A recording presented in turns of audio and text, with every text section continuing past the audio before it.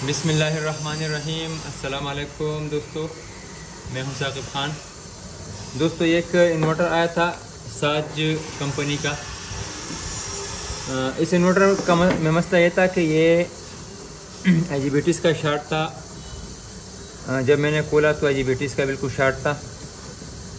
यहाँ पर IGBTs का लगता है, आपको स्क्रीन पर भी इसका पिक्चर शो हो रहा होगा। इसके बाद IGBT को जब मैंने निकाला तो इसके साथ साथ मैंने इसके तमाम जो कपलर आईसीज है IGBT गेट ड्राइवर जिसको कहते हैं, तो वो भी तमाम इसका शार्ट थे। ये वाले इसमें लगे हुए थे। इसका नंबर है A341। तो ये लगे हुए थे इसमें। अब इसका वोल्टेज हम चेक करते कि कितना वोल्ट इस पर पॉइंट 2 पर आना चाहिए, और हमें कैसा पता चले कि ये IC शार्ट है या ठीक है।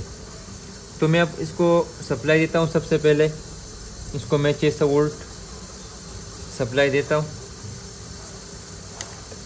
मैंने सप्लाई दी इसको। अब आपने चेक करना है, ये वाला IGBT का पिन नंबर 1 है। अगर आपको ये नज़र आ रहा है, ये जो कपलर लगा था गेट ड्राइवर ये वाला, तो ये इसका पिन नंबर 1 है। ये पिन NC है, यानी नो कनेक्शन है, और ये भी नो कनेक्शन है। ये एनोड है और ये कैथोड है। ये पॉजिटिव और नेगेटिव आता है, पल्स जो आता है तो इस पर आता है। ये वाला जो पिन है इसका, तो ये इसका पॉजिटिव का पिन है। ये दोनों आउट का पिन है और ये इसका ग्राउंड पिन है। तो सबसे पहले आपने चेक करना है ग्राउंड पर और पॉजिटिव पर वोल्टेज।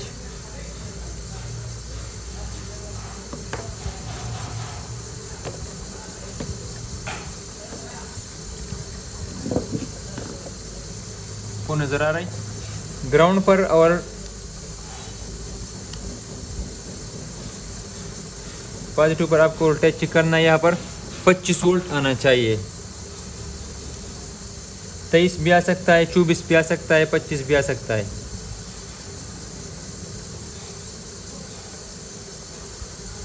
आप देख सकते हो ये पिन नंबर 5 और पिन नंबर 8, इस पर यहाँ पर 25 वोल्ट आते हैं। सबसे पहले मैं आपको ये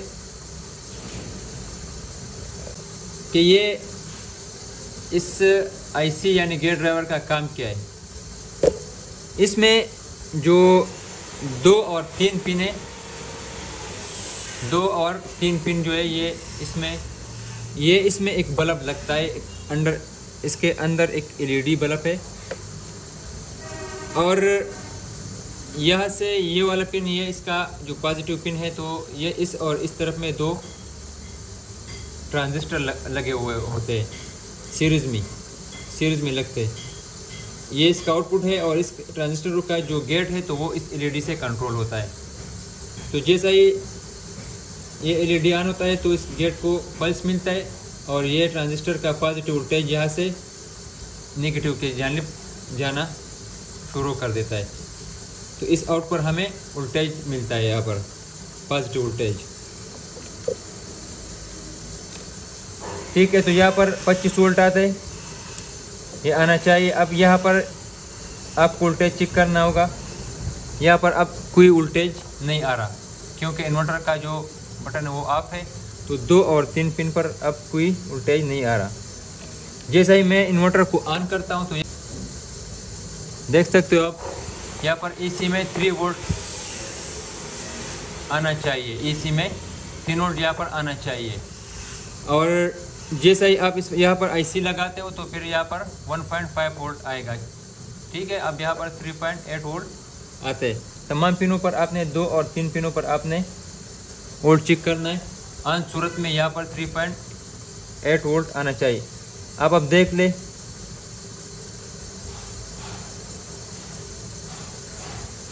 यहाँ पर 3.8 वोल्ट आते हैं। जैसे मैं इन्वर्टर को ऑफ करता हूँ, मैंने स्टॉप का बटन दबाया, तो जैसे ही मैं इन्वर्टर को ऑफ करता हूँ, अब वेट करें, इन्वर्टर ऑफ होता है। ठीक है, अब इन्वर्टर ऑफ हो गया तो यहाँ पर भी वोल्टेज बंद हुआ। तो इसका मतलब ये है कि कार्ड से यहाँ पर पल्स आते हैं। ऐसा ही आपने तमाम पिनों पर आपने 2 और 3 पिन पर आपने चेक करना है। अब इस पर भी वोल्टेज नहीं आ रहा, ठीक है, यहाँ पर इन्वर्टर ऑफ है। जैसा ही मैं इन्वर्टर को ऑन करता हूँ आप देख सकते हो एग्जैक्ट, ठीक है, जैसा ही इन्वर्टर ऑन होता है तो आप यहाँ पर वोल्टेज चेक करें, यहाँ पर आप वोल्टेज चेक कर सकते हो, ठीक है। वोल्टेज यहाँ पर आना शुरू हो गया 3.4 वोल्ट। तो आपको तमाम पॉइंटों पर आपने ऐसा ही वोल्टेज आपको चेक करना है। यहाँ पर भी 3 वोल्ट आते हैं।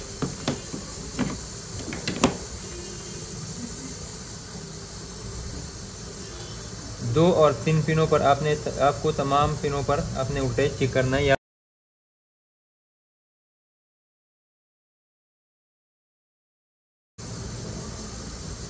इसका नंबर है A3120। अपना जो लगा था वो A341 लगा था। अब मैं इस पर A3120 का IC लगाता हूँ। पावर सप्लाई से मैं इसको डिस्कनेक्ट करता हूँ।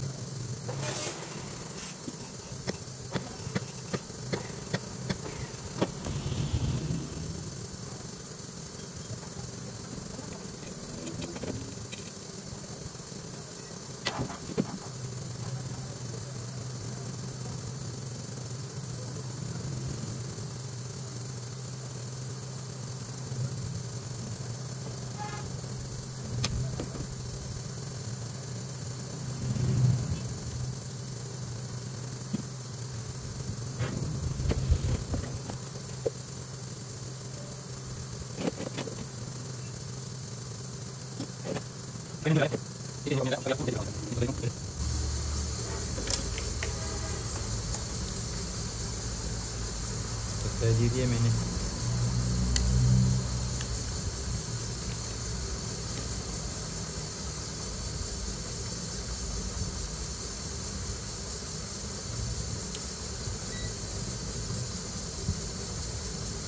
यहाँ पर पिन नंबर 4 और पिन नंबर 5 और पिन नंबर 8 पर 25.6 वोल्ट आपको मैंने पहले बताया कि अब यहाँ पर आना चाहिए, ठीक है। अब आपने चेक करना है पिन नंबर 5 और पिन नंबर 6 और 7 के, ये दोनों कॉमन है, ये दोनों एक पिन है 6 और 7। अब इन्वर्टर ऑफ है तो यहाँ पर कोई वोल्टेज नहीं आ रहा। अब मैं जैसा ही इन्वर्टर को ऑन करता हूँ, अब यहाँ पर देख सकते हो मैंने अब इन्वर्टर को ऑन किया तो अब यहाँ पर 12 वोल्ट आते हैं, ठीक है। अब मैंने इन्वर्टर ऑन किया, ये आप देख सकते हो यहाँ पर IZ ऊपर बढ़ रहा है।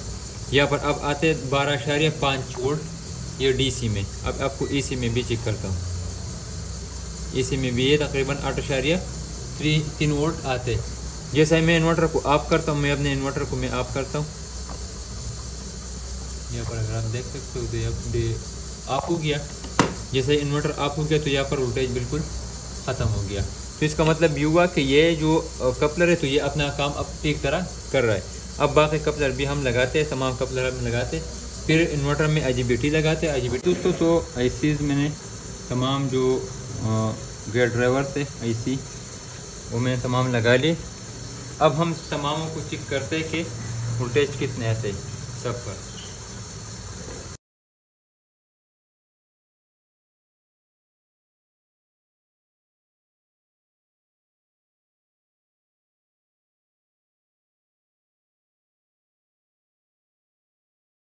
नंबर 5 जो ये पॉजिटिव पिन है और जो पिन नंबर 8 है ये इसका नेगेटिव पिन है।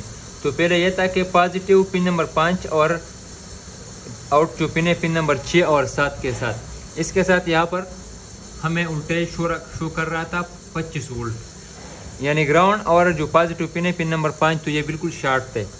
तो अब यहाँ पर ये आप सूरत में कोई भी वोल्टेज यहाँ पर अब ये शो नहीं कर रहा, ठीक है।